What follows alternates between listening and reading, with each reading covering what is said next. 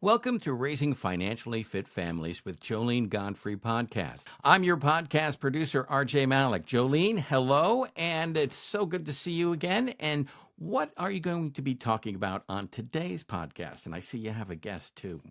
I do. Thank you so much. Yes, I have a guest from Paris, Amber Slattery, and she and I are going to be talking about hidden human capital in the family.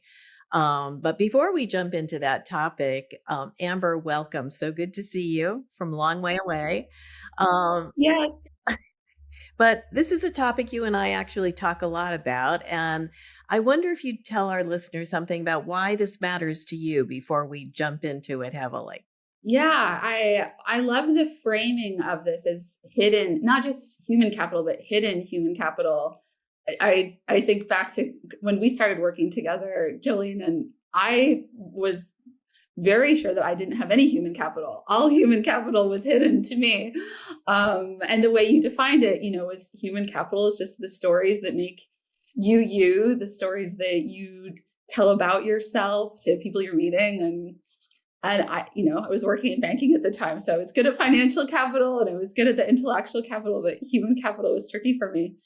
But I think that I love this topic now that I've come to understand it, because hidden human capital, it's how I was raised. It was the air that I breathe. I actually have so much human capital that I inherited from my family. I now know that I was raised with such an understanding of my family history. My mom's side of the family's French. My dad's side is Irish. We always really knew where we came from, and I was close to my cousins and family members. And I didn't realize until we did some of this work that, not everyone has that. And this work helped me pull that out and kind of integrate it into the other parts of my life. And so, yes, really appreciating how much that was a part of my childhood is why I'm so interested in bringing it to other people, connecting it more clearly to financial education, which I think is hard to do sometimes, depending on the family. And then, of course, furthering that in the little ones that I know today and trying to be a good aunt to all of them. Yes, and we're going to talk about that very much here. You remind me, of course, of one of the reasons I love this topic is, I talk ad nauseum practically about how when I was born, I had all of my grandparents on both sides and all of my great grandparents on both sides alive and well. And they were part of my life until I was well into my early teens. So I too really grew up immersed in what we think of as human capital and what is still invisible to a lot of people because they don't understand how essential it is. But I'm constantly saying I can tell the difference in a nanosecond between children who've had access to grandparents and those who have not. So I think it's something we really share an understanding of now. And yes, I do remember that the resistance you had to the notion of this sort of human capital as a really highly developed financial expert was legendary. So you are a grower, a learner, you have a growth mindset, and it's part of why we get along so well. Um, but before we actually get down to a specific part of hidden human capital, I do want to just explain to our listeners why I think this is connected to financial education for children and particularly raising financially fit kids, which is our topic here. I think about capital with a very big umbrella. That is, for me, it is embodied in our acronym FISH, FISH. It's financial, intellectual, social, and human capital. We're focused on human today. One of the things I think we've both seen is that when people are introduced to financial education through money and money alone, it's very easy to imagine that that's all it's about and that's all we're about. But of course, we're much more complicated than that. And I think as we have been doing our work and as I've worked with families over the years, what I understand is that the more you can broaden the idea of what capital is, the more you tap into the real stories and the real lives of people and how that connects to their financial lives. So today we are going to talk about one of my favorite parts of hidden capital, and that is aunts. I get that you say aunts and I say aunts. Clearly, we come from different parts of the country. Midwestern pronunciation, but Exactly. Um, but over the years, I began to pay attention to the fact that when I gave a talk, anytime I would call out aunts or recognize aunts or uncles, there would be this clapping or this hooting in the audience. They were always so appreciative. And I think I really began to understand that we don't acknowledge aunts particularly. And so that's what we're doing here today. So I know you're an aunt, and I wonder if you'll tell us a little bit about why this matters to you and what your own experience is. yes. So I think going back to what I said in the introduction, I had such good models for this growing up, and in two very different ways. Both the aunt who kind of just peppered in and was really interesting, and those stories and experiences stuck with me, and then the aunt who was the consistent matriarch of the family. So on my mom's side, actually, the wife of her second cousin, just a strong woman who's in the family, not even really the blood relative. As I mentioned, my mom's family is from France. And so my aunt Ghislaine came to the US to visit with her daughter just twice or three times. It wasn't a lot, but it was enough to build this family connection. And then, my cousin and I both grew up, stayed connected. And long story short, it's through her that I ended up meeting my husband and why I now live in France. And so, and we talk about this all the time that, wow, if Aunt Ghislaine had not been the intrepid traveler to decide she wanted to visit the US with her daughter, not speaking much English at all, just she knew that she had this opportunity, this wouldn't have happened. And so, and this being all, the wonderful things that have happened in my life and meeting my husband and living here. And so I think about that. She wasn't present every holiday, but she was a force in my life and created this connection that then was so beneficial to both my cousin and myself. And then on my dad's side, having the more traditional aunt who, my father's sister, who was there at every Thanksgiving, there at every Christmas. And our family has maintained that tradition now that, my grandparents have passed away. It's at her house where we get together and we all get there for Thanksgiving. And so she's such a model for being that matriarch and that person who's always there. And so I do think of aunthood as both sides to this coin. It's okay. I'm an aunt from a distance. I don't live close to where my nieces and nephews are. And so how can I be that strong presence who is maybe peppered in sometimes and stay connected? And then how can I also be the consistent force? I think of it from both perspectives. Wow. They have literally enriched your life. And, it doesn't mean they have put money in your bank accounts particularly, but it sounds like you do feel wealthy, and which is one of the reasons we talk about human capital. I mean, fair to say, right?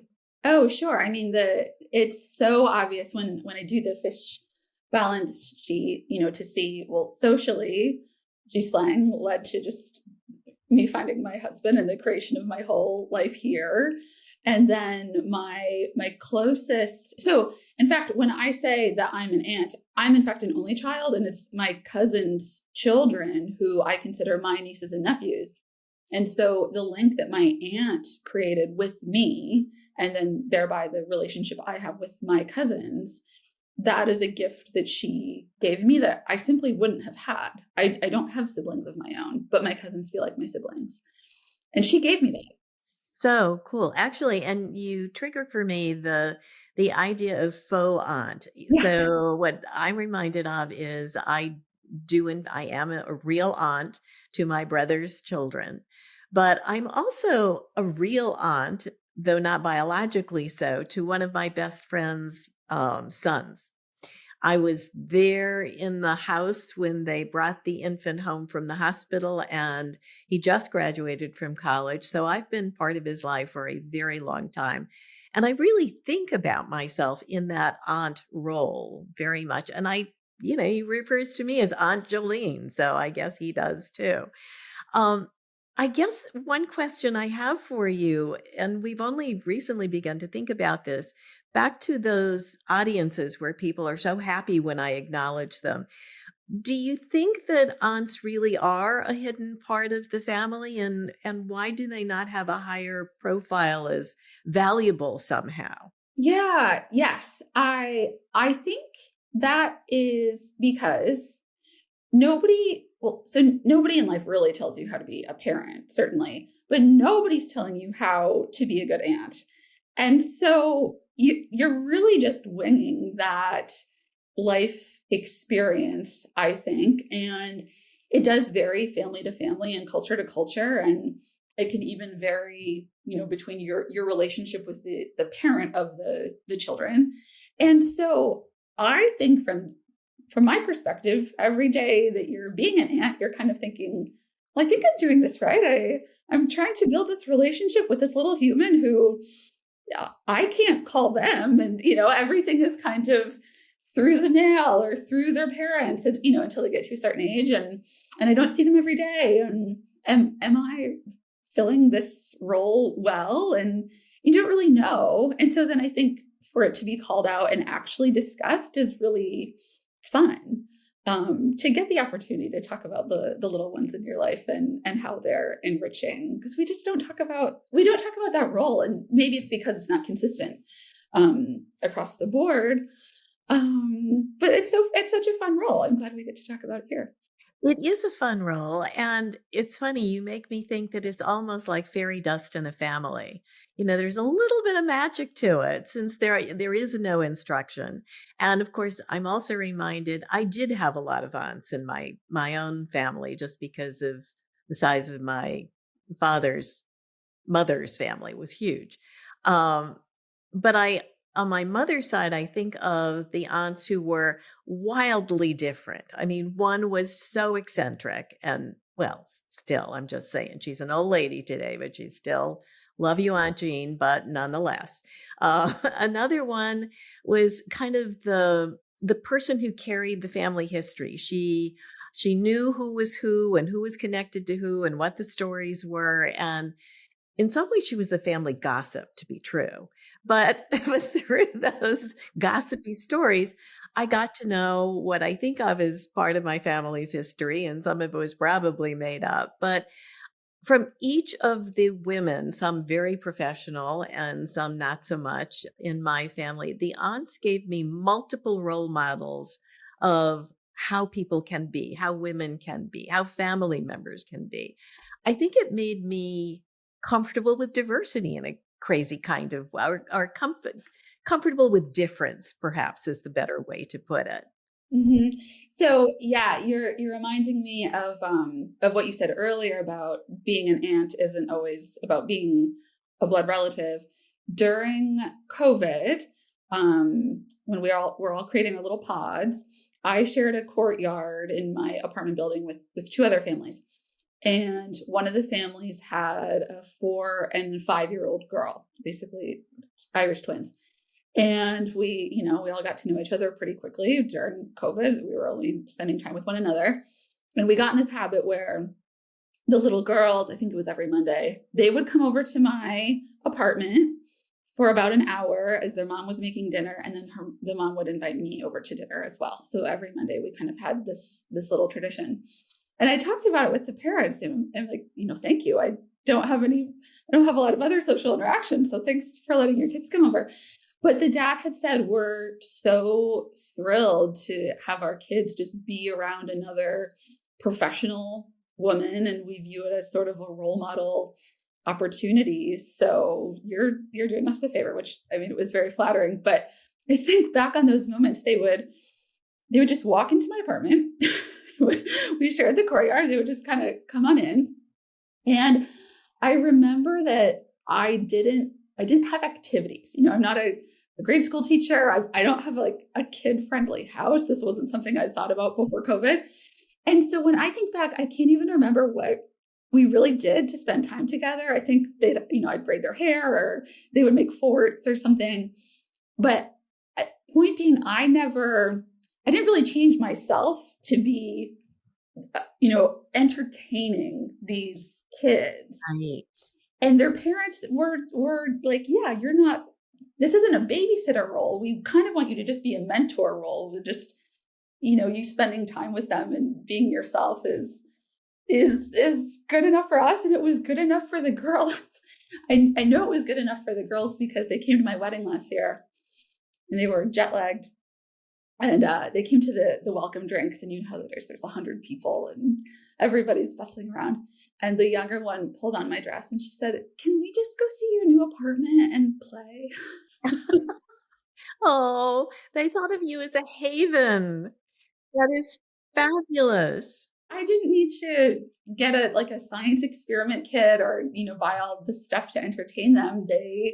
They just got some value out of being around another adult woman who had her own thing that she was doing in the world. And yeah, to your point, her parents were like, we just want another role model around.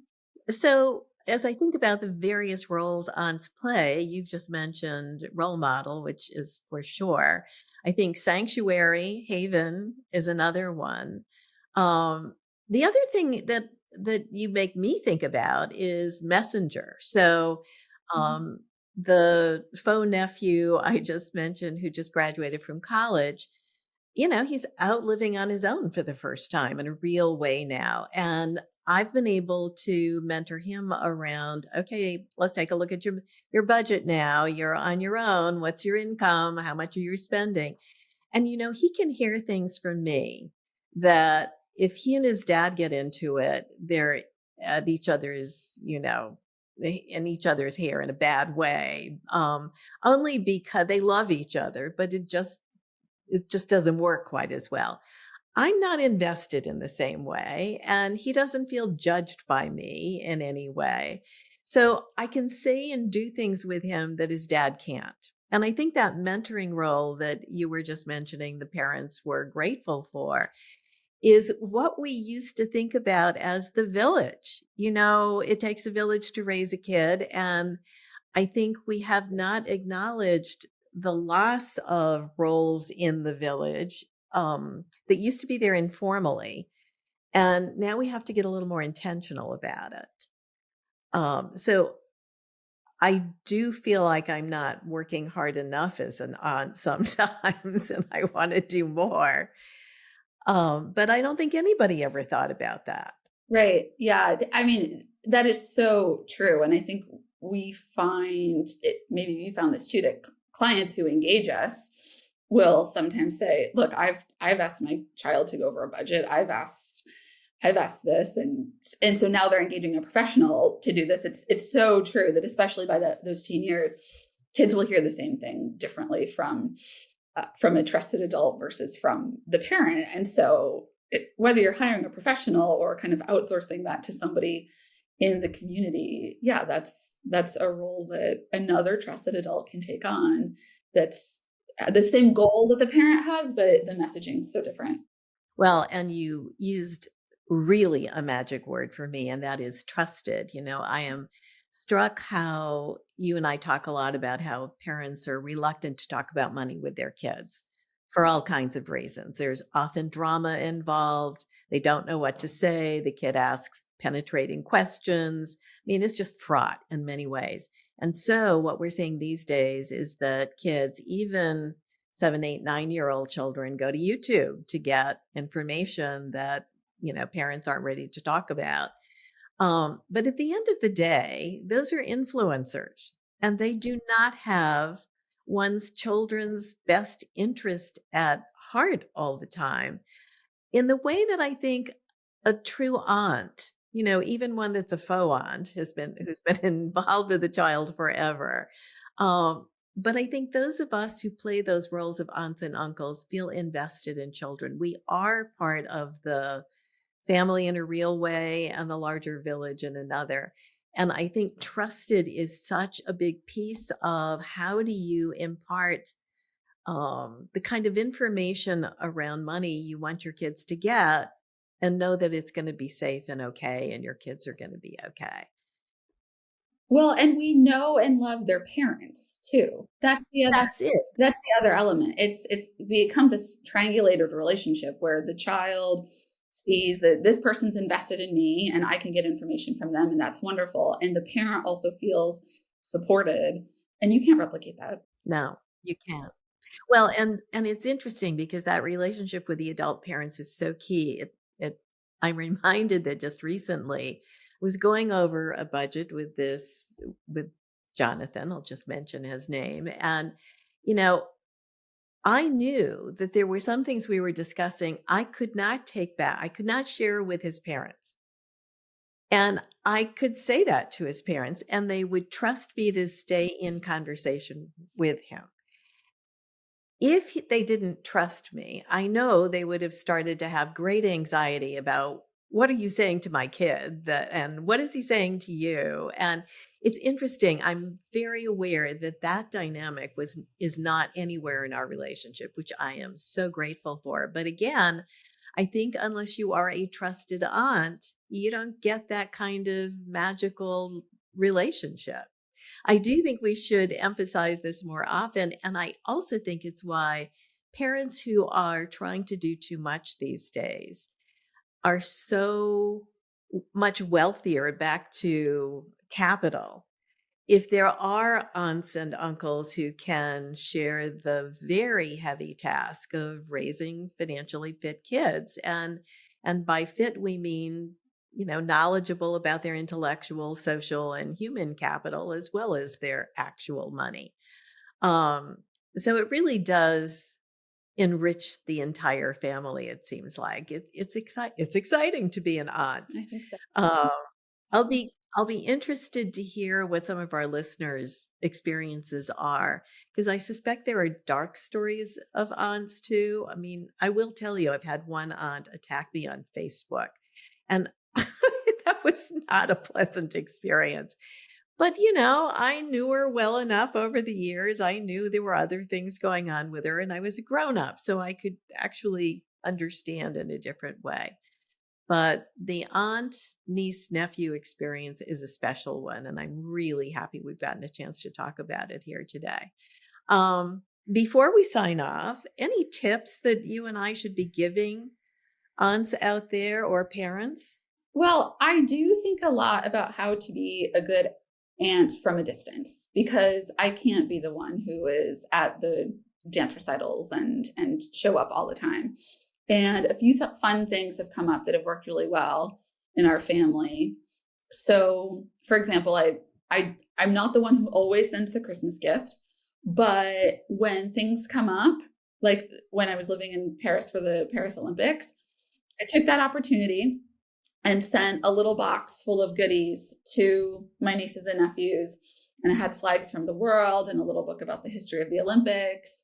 And I sent a video message, and it was, directed to the kids, obviously to their moms, and said, I've just been thinking about you guys. I got to go to the Olympics. I want to share this experience with you.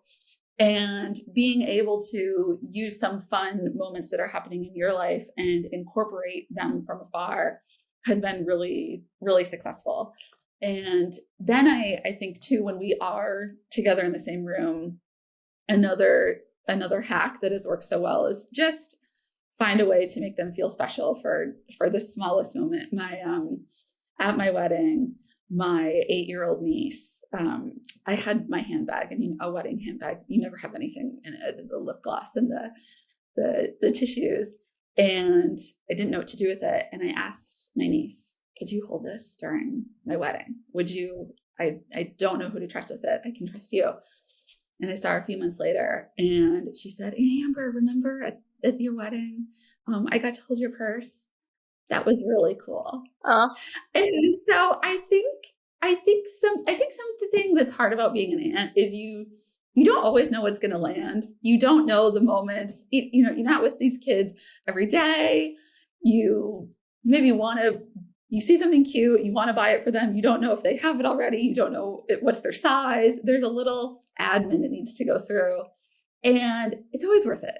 And just try, and maybe whatever you're doing to connect won't land, but maybe it will, and maybe they'll come back in a few months and say that was really cool. And so I think when you're in the aunt position, you can be the person who doesn't do anything, or you can be the person who does something. And I just think be the person who does something. Just try to make that connection. And again, I remember being young, and those small connections add up over time and lead to something really special. So that propels me to keep these contacts going. Well, yeah, just be the person who does something. If that's not one of life's lessons, I don't know what is. God, this has been fun. I know you and I can do this for another 3 hours, and we will have more conversations about aunts because just we do. And of course, I'm also going to have some uncles on here to talk about their experiences as well, because I know they're thinking, what about us? And yes, that's also key.